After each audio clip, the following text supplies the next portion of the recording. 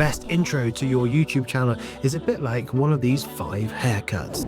They all have something unique about them. And yeah, I'm going to stretch this metaphor as thinly as possible, like some hairlines. Gave us a low-cost entry to the marketplace. But the question really is, which haircut are you? Number 5, crew cut, also known as the high and tight. So short that you barely even know that there's been an intro. This is really, really good for engagement, and also if you are search-based in your video rather than browse-based. So if people are literally searching for, this is a classic example of like when you're doing a tutorial on something, you want to literally search what the keywords are, how do you do this, and your video is the promise to that. So you literally go into it. People who do that, people who say, oh yes, I can show you this, they don't get many subscribers, but the engagement for particular videos might be quite high and their viewership might be quite high. But it's really important, if that is your strategy, is to go for search based, then this is actually a good way of doing it. Just get the intro over, get into the nuts and bolts of what it is that you want to talk about, what you want to solve or what you want to help with, and do that quick. The problem is with that, the downside of this is that you're not benefiting really from Primal branding. You won't really create a huge audience, potentially. Primal branding, which I just discussed in this video here, don't watch it now, watch it later, is all about building your viewer retention and getting your viewer to turn into a subscriber, which turns into a following, basically.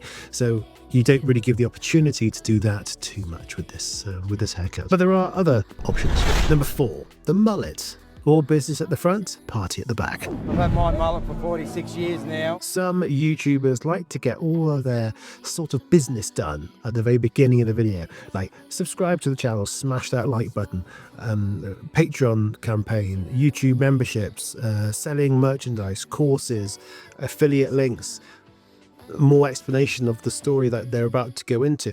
Sometimes people do that, and that's fine, but these can last about 2 to 3 minutes, if not longer, quite frankly, and those things are fine.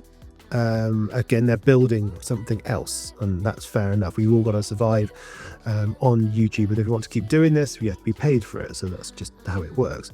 But the problem is with that, your retention graph, you'll probably see a dip in at the very beginning, and then if you've got any luck, if you know what you're doing, your retention should go up. So you'll probably get a U-shape at the beginning, and it should rise up until the story actually begins, if people are interested and if people are willing to go any further, to trust you back, to trust you again to watch your video. Because once you see a downward curve, it's very difficult to bring that curve back up. So bear that in mind. It's a bit of a gamble, this one, and you can only really do it if you've already got a good base, and you want to change the base. You want to ask your base core fan audience to do something else. It's not a hairstyle, it's a lifestyle. Number 3, the pompadour. A wave of impact to start off with, then smooth towards the end. Really cool kind of haircuts, really lots of enthusiasm at the front and just sort of normal and slick towards the back. The only way I can really give us an example is, I've spoken about this guy before, Jacksepticeye. Top of the morning to you, ladies. My name is Jacksepticeye. He is really good. Huge energy at the beginning, then he rolls into the video and the nuts and bolts of the video after that.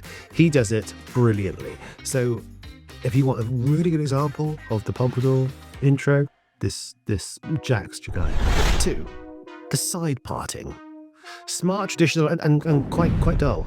Have I got a side parting? No, I don't think I do. I'm just going bold. It's familiar, it's safe, it's traditional. The thing is with this, and this is the one where I'm really stretching thin with this metaphor, is say a quarter of a video is your intro, 3/4 is the rest of the video, yeah? The way this sort of works is that the line down the middle of the scalp is basically, even I think it's ridiculous, quarter of that is your intro, and your intro might be so disconnected from the rest of your content that I've seen YouTubers, in fact they do this on TV a lot, when they film the intro and outro at a particular location, and where they get all the presenters in and they just do a day of intros and outros. They basically do an intro, say we're doing an intro here, and then my video is going about hiking the Himalayas. The next shot you see is me in the Himalayas. shivering and cold and all that sort of stuff. It's got nothing to do with the first quarter of the video to the last 3/4 of the video. Does that make sense? You can almost do a batch them. You almost batch the intros out, and they do this on podcasts a lot. They do this on TV a lot, where they batch the intro and then the rest is actually the video. So actually, it might be a bit jarring for the viewer, and if the viewer knows the channel, they may just skip the beginning bit just to get onto the actual nuts and bolts. Again, it's about keeping that engagement really high. So it's a bit of a gamble whether or not that's going to work, especially if your background and your aesthetics are so different. And number 1, the ponytail. Now, this is very niche. Whether or not the ponytail will actually work for people, it does work, don't get me wrong, but it only really works with specific circumstances. For instance, if your video is, and I mean this with all complete respect to whoever's doing this, if it's aimless, if there's not a hang your hat on topic with your video, a long intro works because you've got nothing else to talk about, but you're just generating content for the sake of generating content. What's really good with this mentality is that your Primal branding can come in if that's what you want to do, but a lot of people in this niche don't tend to do Primal branding. They are the Primal brand effectively, and the way they talk naturally would be the Primal brand. But it's good to bring in that authenticity. Authenticity is pretty much the word that YouTube wants and entertainment, but authenticity is mainly the key word that YouTube wants.